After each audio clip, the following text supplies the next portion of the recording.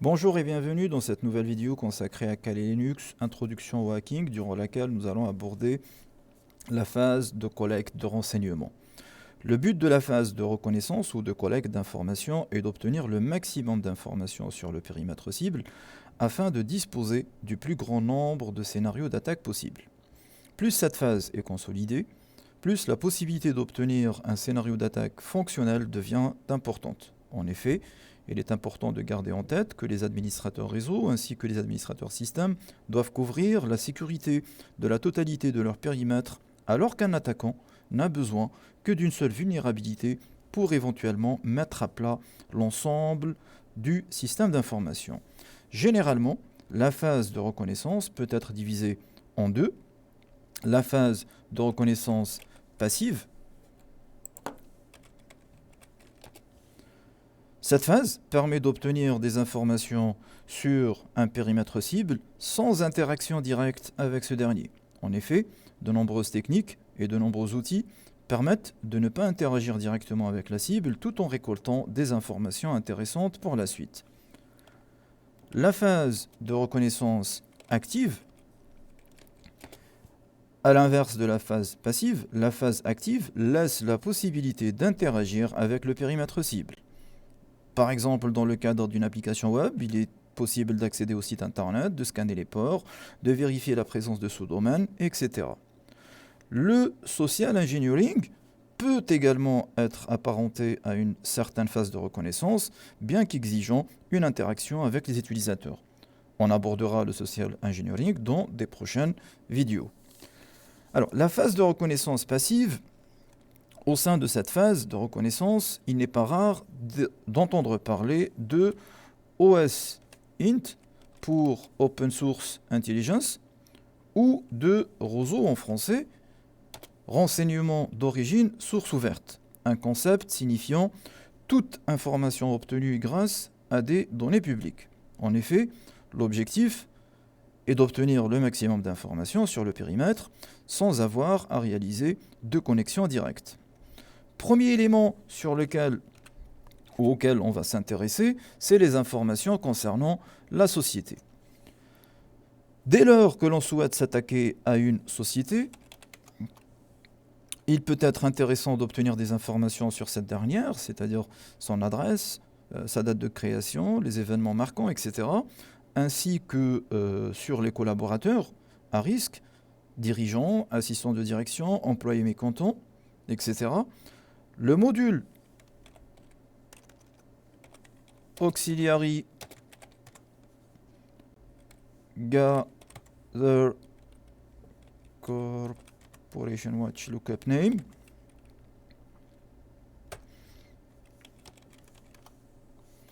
permet d'obtenir des informations sur une société grâce à son nom. L'obtention de ces informations se fait de manière totalement passive en interrogeant un rapport annuel fourni par le SEC, Securities and Exchange Commission, incluant les informations de chaque société américaine cotée en bourse dans un formulaire qui s'intitule le formulaire 10K. Alors, pour utiliser ce module, on va vérifier l'ensemble des options, et surtout les options obligatoires, entre autres company name, qu'on va initialiser à l'entreprise qu'on souhaite, ou autour duquel on souhaite travailler. Par exemple, on va prendre Microsoft pour pouvoir lancer notre exploit.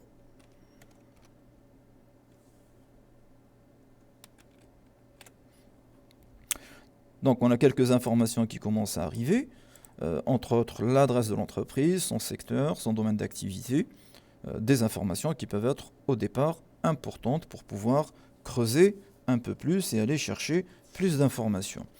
Alors la deuxième phase, ou la deuxième partie, concerne en général l'interrogation des serveurs DNS. À partir du nom de domaine, il est déjà possible de récolter de nombreuses informations, notamment concernant les enregistrements DNS, les enregistrements NS, A, PTR, etc., en partie grâce au module qu'on va découvrir ensemble, Auxiliary gather, on est dans le rassemblage d'informations, enumerate DNS. Pareil, on peut vérifier l'ensemble des options nécessaires ou obligatoires qui sont en général initialisées à des valeurs par défaut. Et puis, on aura l'obligation, par contre, de définir une valeur pour l'option domaine. Donc, set domaine, par exemple, microsoft.com, pour pouvoir lancer notre exploit. Alors, on constate que on a plusieurs enregistrements NS, entre autres 4, faisant autorité, donc les serveurs DNS faisant autorité sur le domaine microsoft.com, des serveurs qui se listent en fonction du nom de domaine qu'on renseigne. La phase suivante concerne en général la recherche autour des sous-domaines. Comme précisé en introduction, les administrateurs réseau ainsi que les administrateurs système doivent couvrir la totalité de leur périmètre, alors qu'un attaquant n'a besoin que d'une seule vulnérabilité. En effet, le site vitrine, ce qu'on offre à l'internaute, est généralement celui sur lequel les efforts de sécurité sont mis en place. Néanmoins, il est fréquent que les sous-domaines ne disposent pas des mêmes contraintes de sécurité, ce qui peut permettre à un attaquant d'obtenir un premier accès. Le module gather search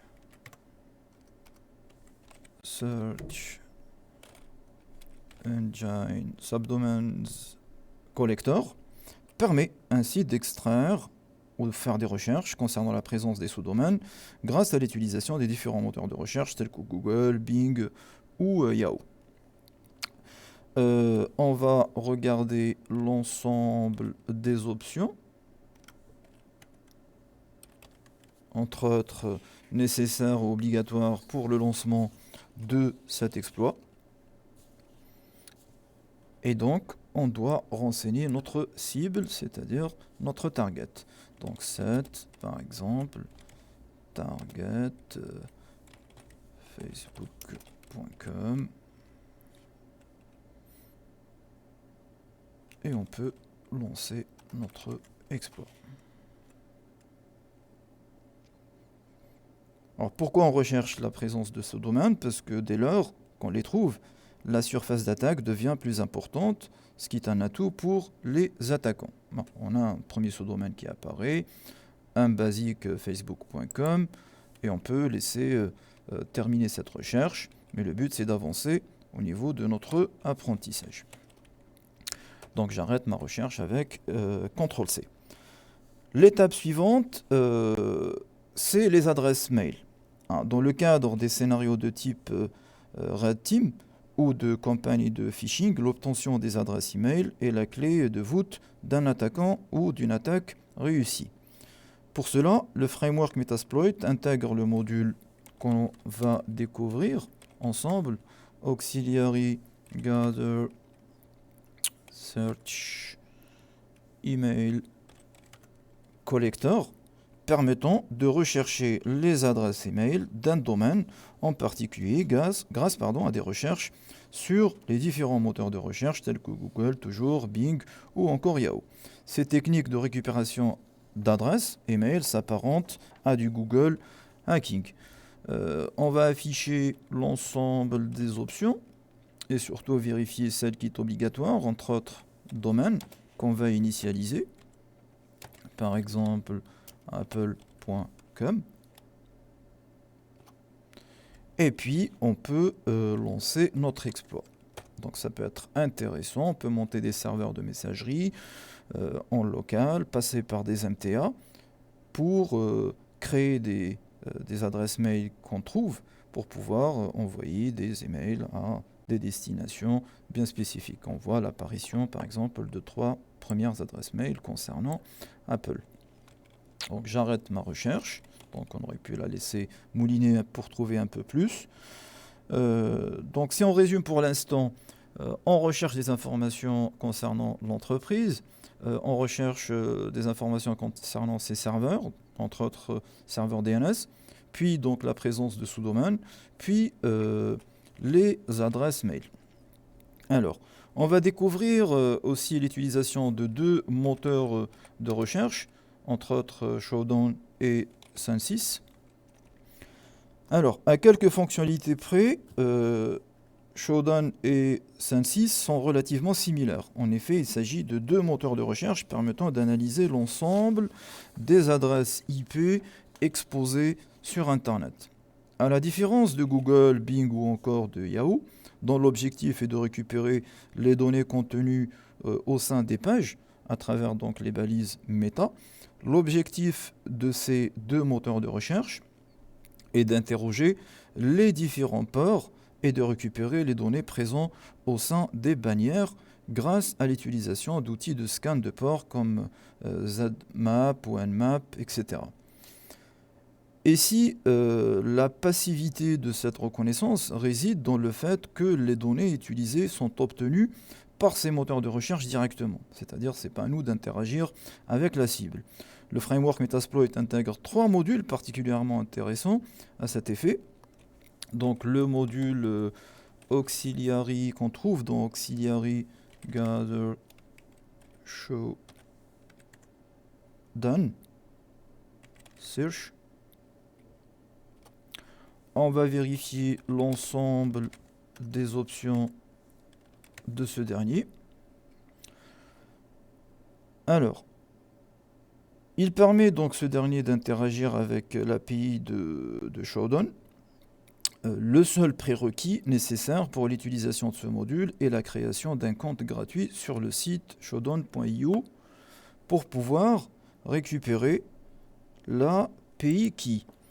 Donc, pour pouvoir l'utiliser, il va falloir disposer d'un compte gratuit, bien sûr, au niveau du site shodan.io.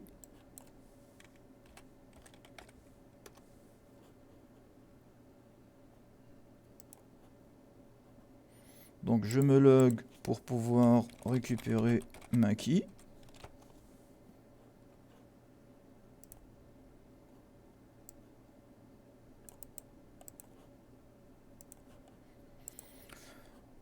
Et pour pouvoir l'utiliser, donc on va activer éventuellement la base de données pour pouvoir enregistrer le résultat dans la base de données Metasploit. Donc set database à true. Donc l'utilisation du module de recherche Shodan permet de faciliter l'exploitation massive des serveurs présents sur Internet.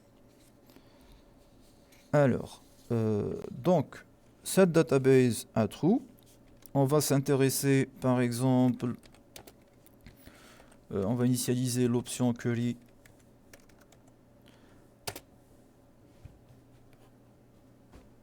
à la recherche autour de la chaîne de caractères Apache version 2.2.3. Et on va initialiser ma Shodan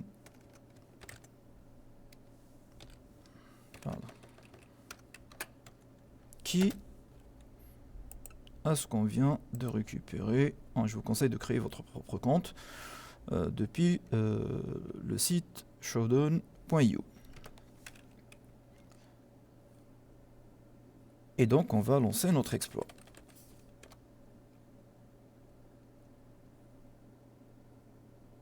Ça va nous permettre de lister l'ensemble des serveurs web mondiaux derrière lesquels Apache 2.2.3 est installé. Donc on voit, ça commence à apparaître, des serveurs un petit peu partout dans le monde, aux États-Unis, en Allemagne, en Espagne, Canada, Taïwan, Japon, etc. Alors je vais arrêter la recherche. Le but, c'est pas de récupérer tous les serveurs web ou les adresses des serveurs web. Alors, l'activation des insertions au niveau de la base de données, parce qu'on a mis cette database à true, se vérifie grâce à l'utilisation des commandes vues précédemment.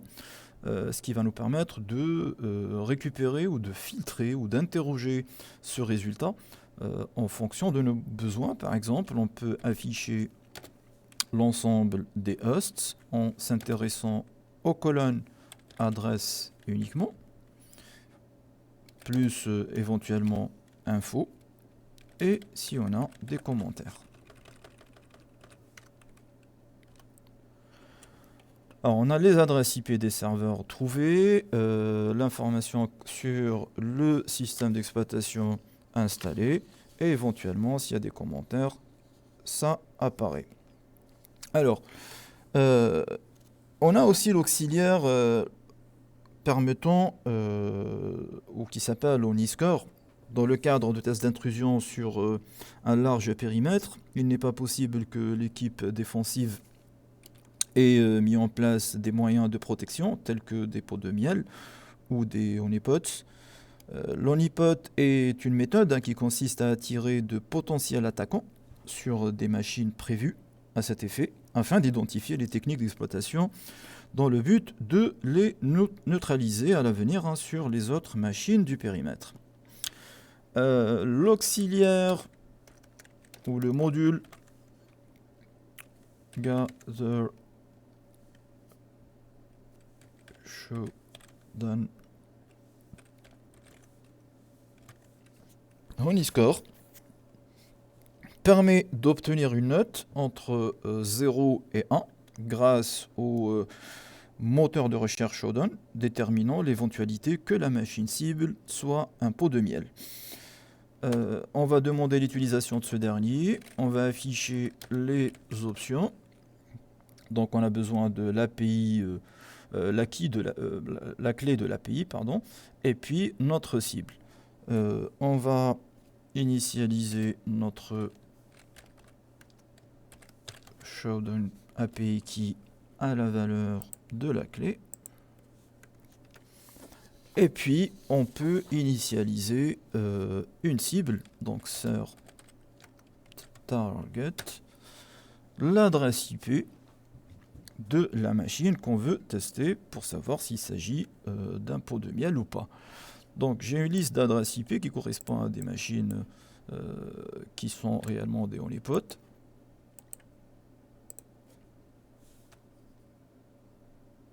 On peut renseigner l'une des adresses IP.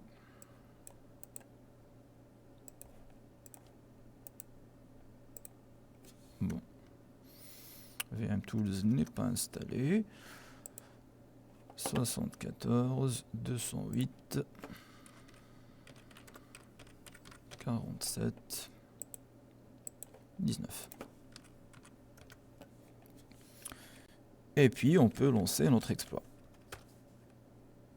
On voit qu'on a une note qui s'élève à 0,3.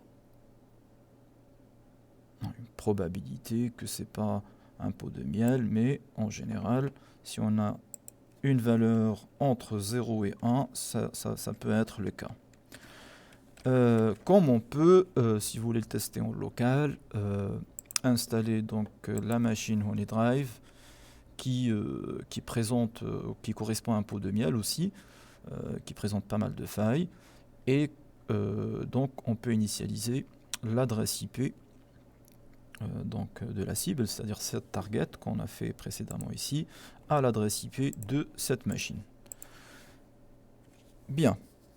De la même manière que Showdown, Sensis permet d'interagir avec son API, ou le module Sensis Search permet d'interagir avec son API de Sensis, comme pour le module Showdown. Le seul prérequis aussi nécessaire pour l'utilisation de ce module est la création d'un compte gratuit sur sensis.io. Donc on va aller sur le site. Je vais m'authentifier.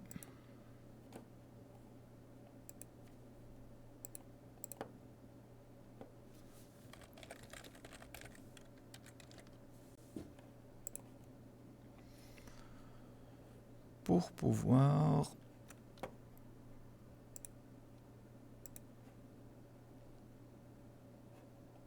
récupérer mon identifiant d'utilisateur et la clé secrète. Alors, je reviens sur notre terminal pour voir comment on peut utiliser ce dernier. Donc on va faire un use auxiliary gather 6 search. On affiche éventuellement l'ensemble des options. Donc on a besoin de déterminer le UID, user identifiant, et le secret ou la clé secrète. Donc on va initialiser cette 6.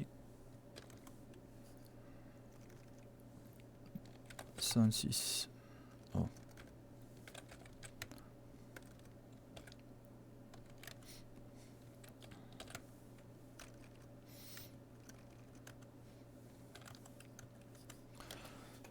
Secret à cette valeur.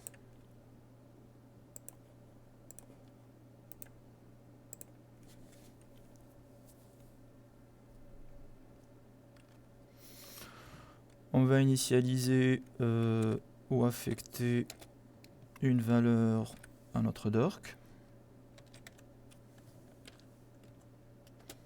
Par exemple, rapid set. On va aussi affecter la valeur à l'UID.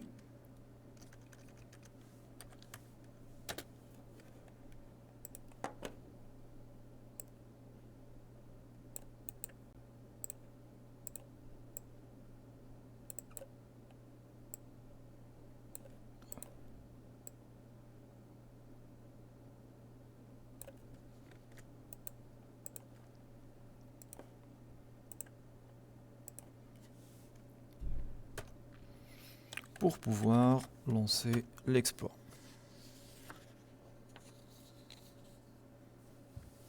Donc on aura des informations concernant les adresses IP, ou plutôt le dork rapid set.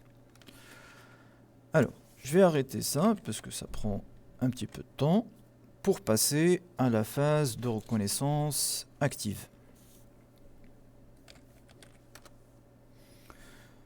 Avant toute chose, il est nécessaire d'apporter une précision sur la reconnaissance ou la collecte active. L'anonymat et la reconnaissance active n'ont aucun rapport. Ce n'est pas parce qu'un attaquant se cache derrière un serveur proxy ou bien un réseau d'anonymat tel que Tor que ces actions ne seront pas considérées comme actives. La phase de scan, donc au niveau de cette vidéo, la base de données de Metasploit, l'utilisation de Nmap qu'on a abordé ou de DB Nmap a brièvement été vue ensemble. Nmap est un scanner de port permettant de détecter, pour rappel, les ports ouverts ainsi que d'identifier les services hébergés sur le système d'exploitation cible. On peut donc faire appel à notre commande DB Nmap pour lui demander d'afficher les services ainsi que leur version des ports open de la machine. Moi je vais tester donc notre machine vulnérable qui est Metasploitable2, qui a comme adresse pour moi 133 à la fin.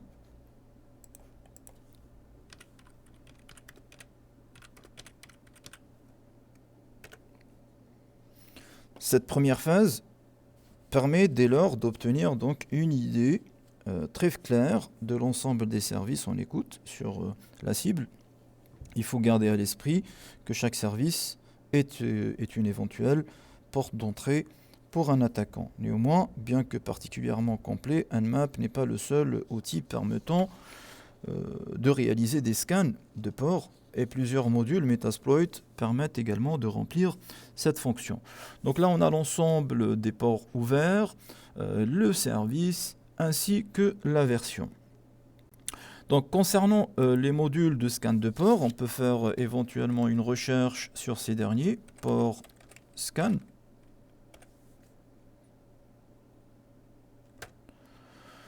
Pas mal de modules qui existent dans Metasploit, on en a 7. Voici quelques exemples d'utilisation ou de modules de scan. Par exemple, on peut s'intéresser à l'utilisation de audio module scanner port scan TCP en renseignant, en vérifiant éventuellement les options, en renseignant donc notre rhosts, le remote hosts. On va pas laisser l'adresse réseau. Donc set rhosts à notre cible 172.20.60.133 pour mon cas. On peut augmenter le nombre de tâches. Donc le threads 7 à 255. Le framework Metasploit dispose aussi de scanners de port UDP qu'on aura l'occasion de regarder. Et puis, on peut lancer notre exploit. On a le numéro de port ouvert pour, au niveau de la machine cible. Donc je vais arrêter l'exploit, CTRL-C, pour éventuellement découvrir l'utilisation ou les informations concernant l'auxiliaire UDP, donc qu'on aura peut-être l'occasion d'utiliser. Donc use auxiliary scanner pour scan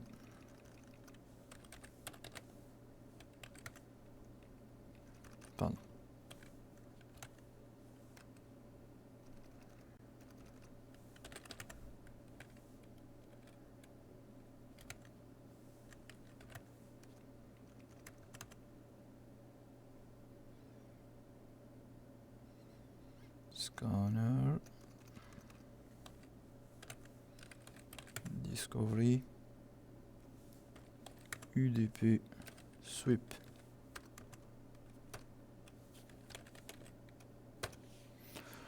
Alors, pour le scan UDP dans ce cas de figure, donc show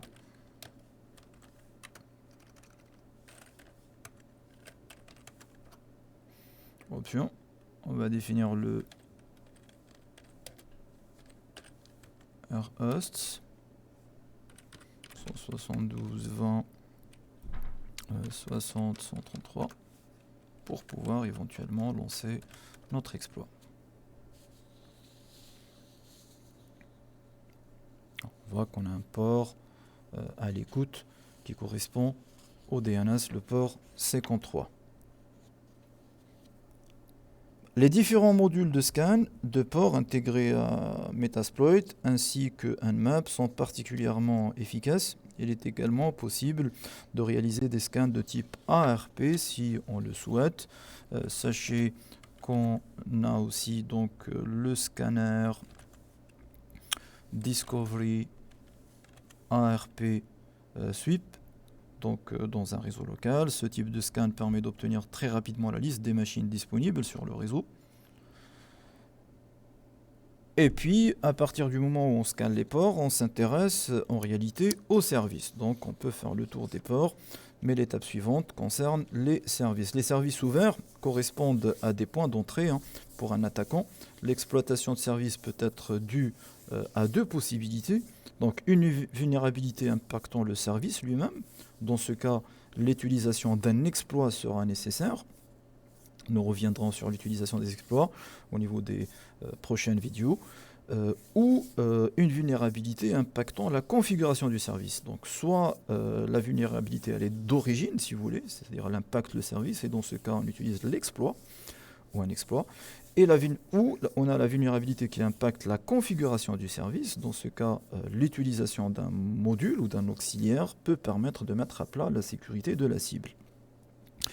Cette présentation n'a pas pour vocation de présenter la totalité des modules de Metasploit.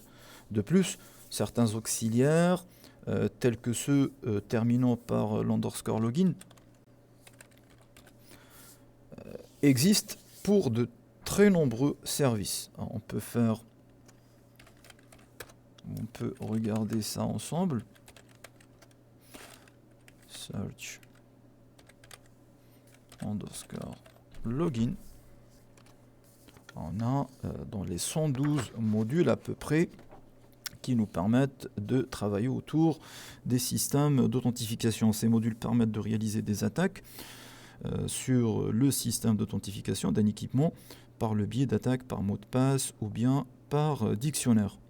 Ainsi, par exemple, le module Auxiliary Scanner FTP Login, ou alors le module permettant de brute forcer le service SSH qu'on trouve dans Scanner SSH dans ce cas.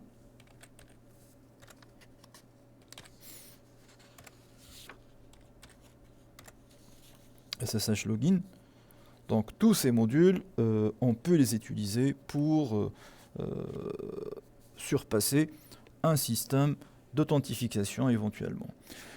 Alors, on va introduire petit à petit l'ensemble des services qu'on a l'habitude de mettre en place sur nos serveurs, entre autres l'FTP File Transfer Protocol, est l'un des protocoles les plus populaires permettant de partager des fichiers entre plusieurs clients et un serveur. Ce protocole écoute par défaut sur le port 21 TCP, ne garantit pas la confidentialité ni l'intégrité des données transmises. À plusieurs modules permettant d'obtenir des informations sur le service FTP, on peut faire un search FTP et on s'intéresse au module, donc Auxiliary.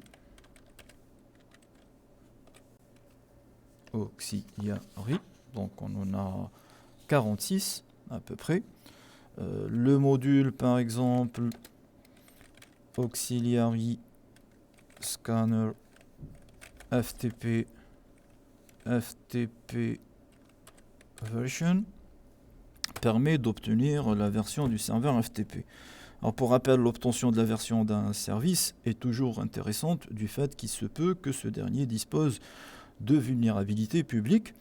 Il se peut même qu'un exploit associé à cette vulnérabilité soit disponible au sein de Metasploit.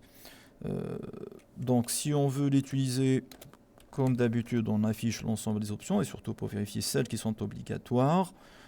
Donc on va renseigner le rhosts, le remote hosts à notre cible qui correspond à ma machine Metasploitable 2. Donc 172 20 60 133.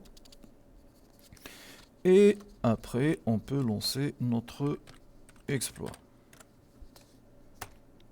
De plus, certaines configurations de serveurs FTP autorisent les connexions anonymes. Il est possible de vérifier cette configuration grâce au module Anonymous présent dans Metasploit. Donc on a la version du serveur FTPD 2.3.4. Donc on peut éventuellement utiliser le module Anonymous présent dans Scanner FTP Anonymous.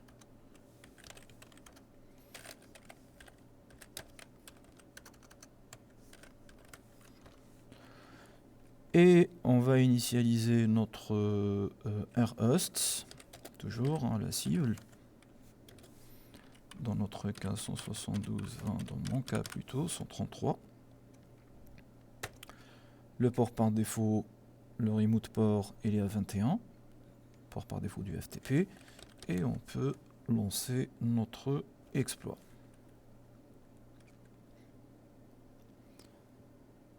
À partir de ce moment, on peut taper la commande FTP et renseigner, demander une connexion FTP à notre machine. Il demande donc un login en test avec Anonymous.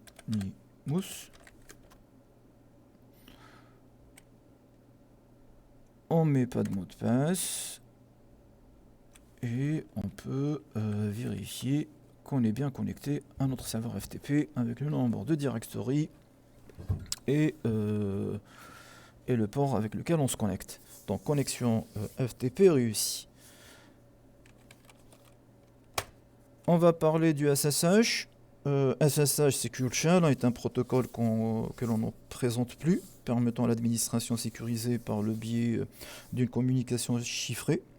Le service SSH écoute par défaut sur le port 22. Plusieurs modules permettent d'obtenir des informations sur le service SSH.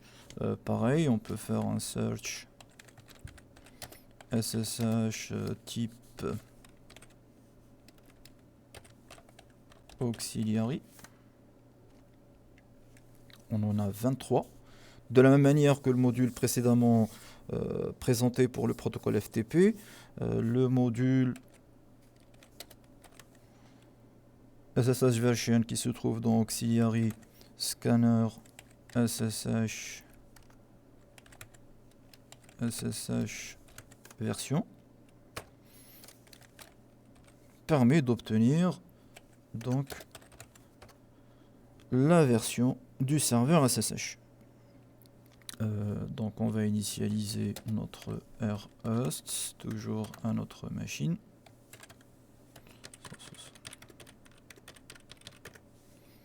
pour pouvoir lancer l'exploit.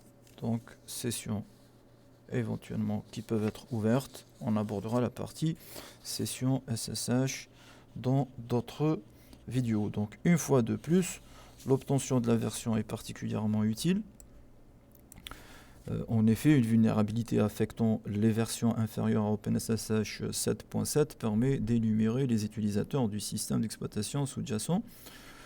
Un module permettant d'exploiter cette vulnérabilité a été intégré au sein de Metasploit, donc on peut le vérifier ensemble. Auxiliary SSH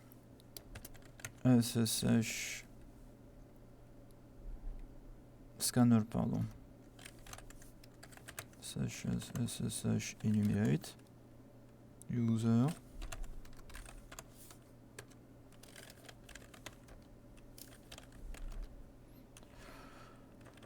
donc enumerate users. On va initialiser notre rhost à notre machine cible 172.133.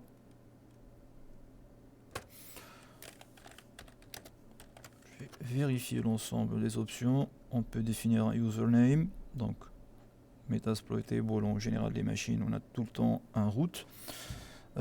Donc set username à MSF admin, administrateur de Metasploitable 2.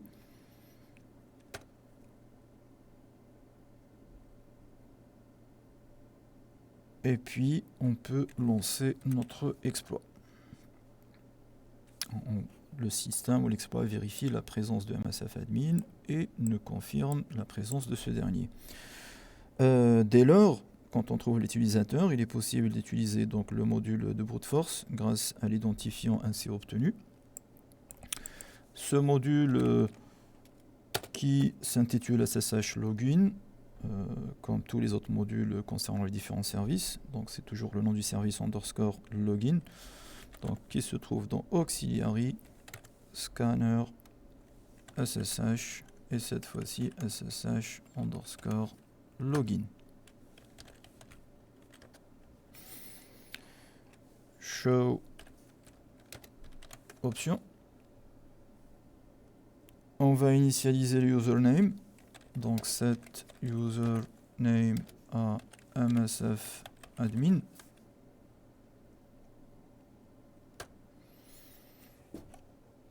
On va activer le mode bavard ou le mode verbeuse. Set, comme ça on peut voir le résultat. Verbeuse à true.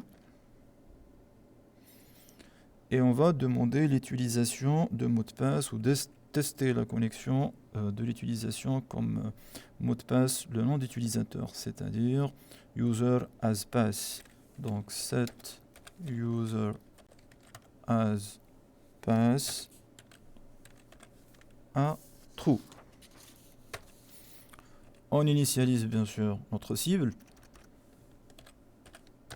rhost notre machine, pour pouvoir lancer l'exploit. Une session est ouverte, donc avec le login MSF Admin. MSF Admin, nous reviendrons plus en détail sur les sessions par rapport au message session opened dans les vidéos suivantes.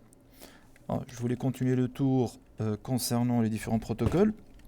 Donc SMTP, port 25, TCP, SMTP Simple Mail Transfer Protocol est un protocole utilisé pour transférer les courriers électroniques vers donc les serveurs de messagerie, utilisant par défaut le port 25 TCP. Tout comme pour le FTP et le SSH, Metasploit dispose aussi d'un module propre au SMTP permettant d'obtenir ou d'en obtenir la version. Donc use auxiliary scanner SMTP version. Néanmoins, on a aussi l'auxiliaire SMTP enum. Quant à lui, diffère légèrement du module déjà présenté. Ce dernier tire parti des commandes expand et verify. Si ces dernières n'ont pas été désactivées par l'administrateur système, la commande verify permet de confirmer l'existence d'un nom d'utilisateur au niveau d'un serveur de messagerie valide, alors que la commande expand révèle l'adresse réelle des alias des utilisateurs et des listes des courriers électroniques. On peut faire appel à ce dernier en initialisant toujours notre rhosts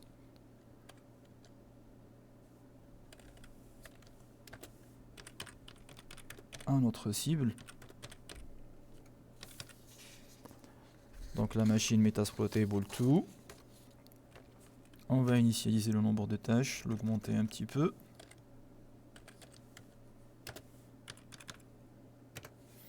Et puis lancer notre exploit. Port 25.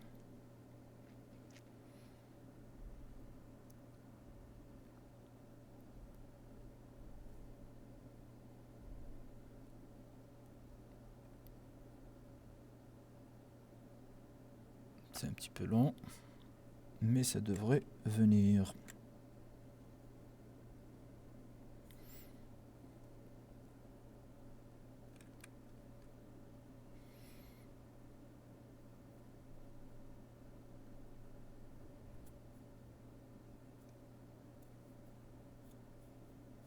Je vais diminuer éventuellement. On peut diminuer le nombre de tâches pour avoir une réponse plus rapide. Je vais essayer d'avancer un petit peu. Alors, la partie SNMP. Le dernier élément que nous allons aborder au cours de cette phase de reconnaissance active est le protocole SNMP, Simple Network Management Protocol. Le protocole SNMP utilisant par défaut le port 161 UDP, cette fois-ci. Protocole permettant aux administrateurs de gérer, administrer ou de superviser des équipements, réseaux, des switches, des pare-feux physiques, des routeurs, au sein des deux dernières versions, ou des deux premières versions, 1 et 2, SNMP. Les requêtes envoyées contiennent une communauté. Donc, qu'est-ce qu'une communauté SNMP? Donc, elle est comparable à un mot de passe. Interroger donc les équipements réseau nécessitera la connaissance ainsi que l'utilisation de cette communauté. Deux types de communautés existent avec SNMP. La communauté permettant d'accéder en lecture seule, en read-only, à l'équipement. Sur de très nombreux équipements, cette communauté a pour valeur publique. On dit que c'est une communauté publique. Et on a la communauté aussi permettant d'accéder en lecture-écriture, en RW, read-write, à l'équipement. Sur de très nombreux équipements, cette communauté a pour valeur private, ou appelée communauté private. L'obtention de ces mots de passe, si vous voulez, les communautés, qu'elles soient par défaut ou non, peut ainsi permettre à un attaquant d'accéder au système cible en lecture seule ou bien en lecture-écriture. Par défaut, sous Metasploit ou sous des machines Debian, Si SMTP ou le daemon SMTP est installé, il écoute sur l'adresse de la boucle locale 127.0.0.1. Je vais commencer par l'installer sur cette machine vierge déjà. apt install donc SNMP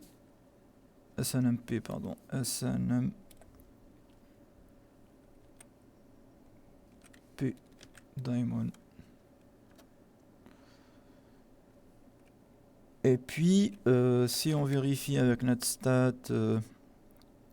-1u pour vérifier l'écoute des ports UDP, donc on a quelque chose qui écoute sur le port 161 en UDP qui correspond donc à notre SNMP.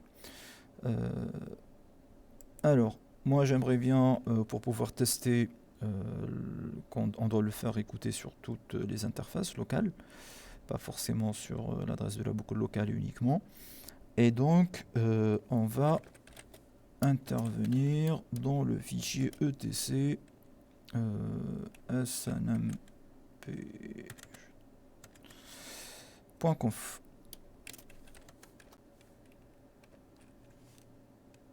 CTRL X. Alors, snmpd, pardon, .conf. Pour changer l'adresse d'écoute 10000. Toutes les interfaces de cette machine. Et puis, je redémarre. snmpd start. Et on vérifie cette fois-ci l'écoute 61. Qu'il écoute bien sur toutes les interfaces. Alors je récupère l'adresse IP de cette machine aussi. Donc je suis sur la machine 140. Et puis on peut s'intéresser à ce protocole avec l'utilisation de notre console MSF ou Metasploit. Je vais faire un petit search sur SNMP. 36 modules afin de tenter de se connecter au service en question avec des communautés par défaut. Il est possible d'utiliser use l'auxiliaire SNMP login toujours, hein, donc on trouve dans auxiliary scanner SNMP underscore login. Donc même philosophie de nommage, même chemin à peu près. Je disais, il est possible d'utiliser ce module venant avec un dictionnaire de données, ou un dictionnaire, pardon, d'une centaine de communautés par défaut. Il présente déjà un dictionnaire qu'on peut utiliser. Donc on va voir les options. Show Options. Et puis, on va définir les paramètres nécessaires, entre autres le rhosts à ma machine sur laquelle j'ai installé notre daemon SMNP 60 140 172 20 60 140. On va et on peut lancer l'exploit.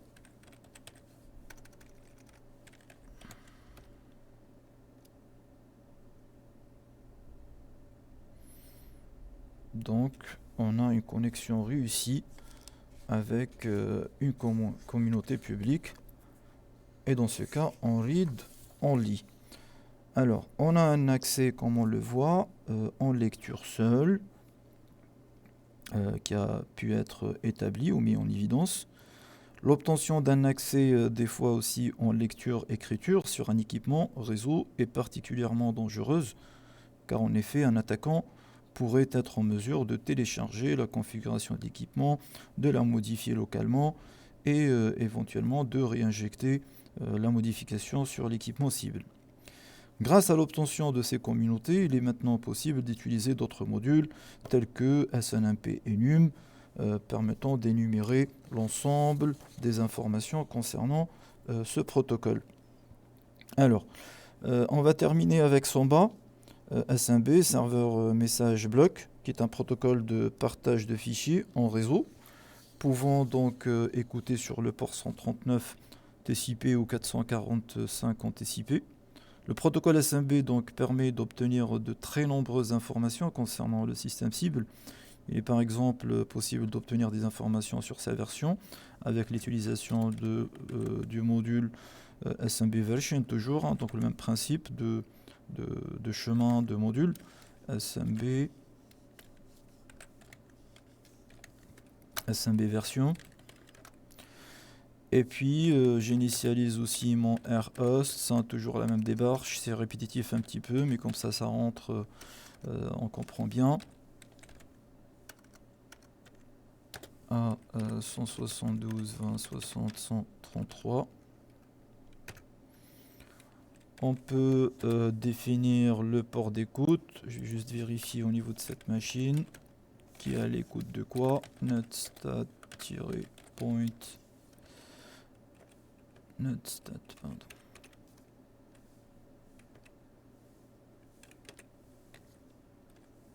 On est sur un...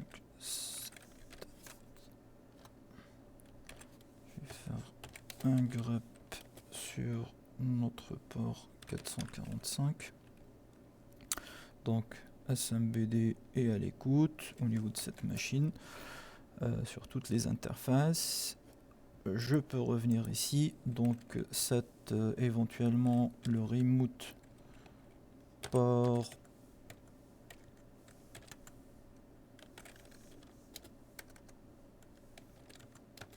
à 445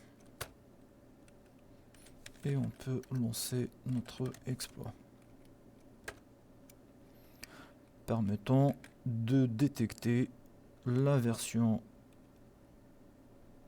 installée, ce qui va nous permettre éventuellement d'utiliser le module, cette fois-ci SMB login,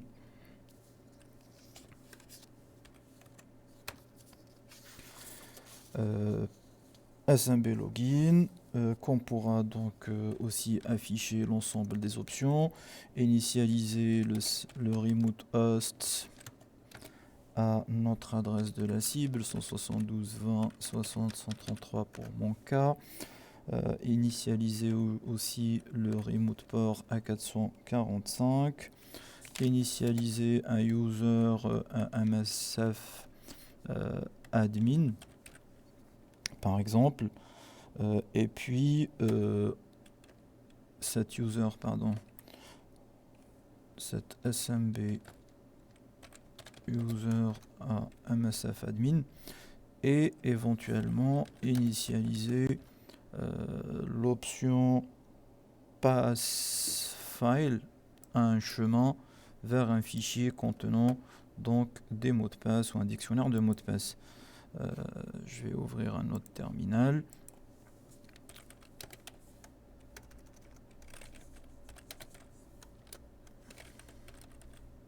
Je monte un petit peu la taille et on peut faire une petite recherche de voir qu'est-ce qu'on a depuis la racine comme word lists.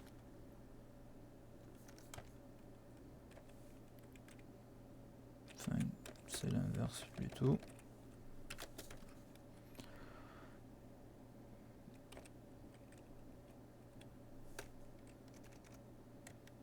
Bon, on peut utiliser un dictionnaire. Par exemple, je peux renseigner ce chemin.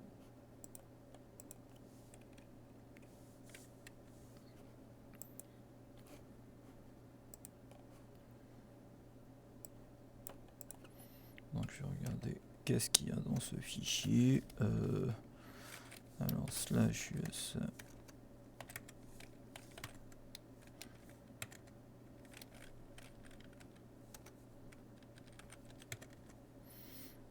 List, Metasploit,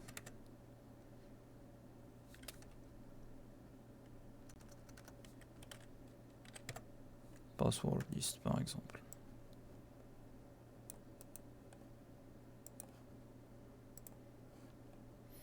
donc set notre option pass file à ce chemin. Et puis on peut lancer le brute force de notre exploit en testant login, mot de passe, etc. par rapport à tout ce qu'on a comme élément dans ce fichier ou comme mot de passe dans ce fichier. Comme on peut avoir notre propre dictionnaire de mots de passe. Donc je vais arrêter l'exploit. Ainsi, il peut être possible d'énumérer l'ensemble aussi des utilisateurs à partir de ces différents exploits avec smb enum users. Donc on peut utiliser l'auxiliaire scanner smb